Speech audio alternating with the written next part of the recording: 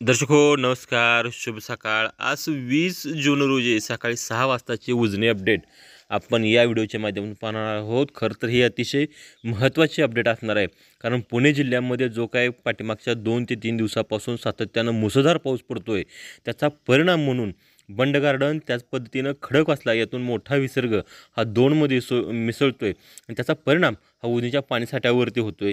आज सकाळी 6 वाजताची उजनी अपडेट आपण पाहिली असेल तर त्यामध्ये या हंगामातील सर्वात मोठी आवक ही दोंडवरून सध्या उजनीमध्ये मिसळते आहे। ती आवक जवळपास 58,585 क्युसेस इतकी आवक आहे। त्यामुळं जवळपास हा विसर्ग 60,000च्या आसपास आहे आणि उजनी धरणाची आजची टक्केवारी पाहायला गेली तर ती टक्केवारी ही 62.16% इतकी झाली असून धरणातला एकूण पाणीसाठा हा 96.96 TMC झाला आहे आणि उपयुक्त पाणीसाठा हा 33.30 TMC इतका झाला आहे। दर्शक हो, पुणे जिल्ह्यामध्ये पाऊस पडत असल्यामुळं रात्री खडकवासला धरणातून सुद्धा विसर्ग हा वाढवण्यात आला आहे। रात्री तो साधारण 9:30 वाजण्याच्या सुमारास हा 12,443 करण्यात आला होता। मात्र नंतर 11 वाजता तो विसर्ग वाढवून आणून तो विसर्ग 15,092 हा खडकवासलाचा केला आहे आणि त्याच पद्धतीनं बंड गार्डन इथून रात्री 8 वाजता जर आपण अपडेट पाहिली असेल तर बंड गार्डन इथून जो विसर्ग हा 38,608 इतका होता।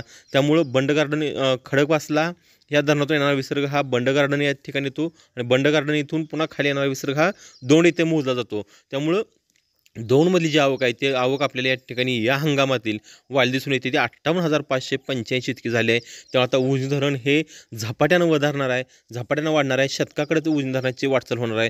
त्यामुळे स्वाभिमानी शेतकरी संघटनेसुद्धा भविष्यामध्ये पुढील काळामध्ये पूर येऊ नये, अचानक पाणी सोडलं जाऊ नये, त्यामुळे आत्ताच उजनी धरणातून कालव्याला असेल, बोगद्याला असेल किंवा इतर ठिकाणी आहे ते पाणी सोडून पूर नियंत्रण करण्याच्या दृष्टीनं त्यांनी मागणी केली आहे। मात्र धरण प्रशासनानं आणखीनसुद्धा याच्यावरती कोणतीही उपाययोजना त्या पद्धतीनं झाली नाही किंवा तसं पाणी सोडण्याच्या सूचना त्या ह्याच्यातून नाहीत।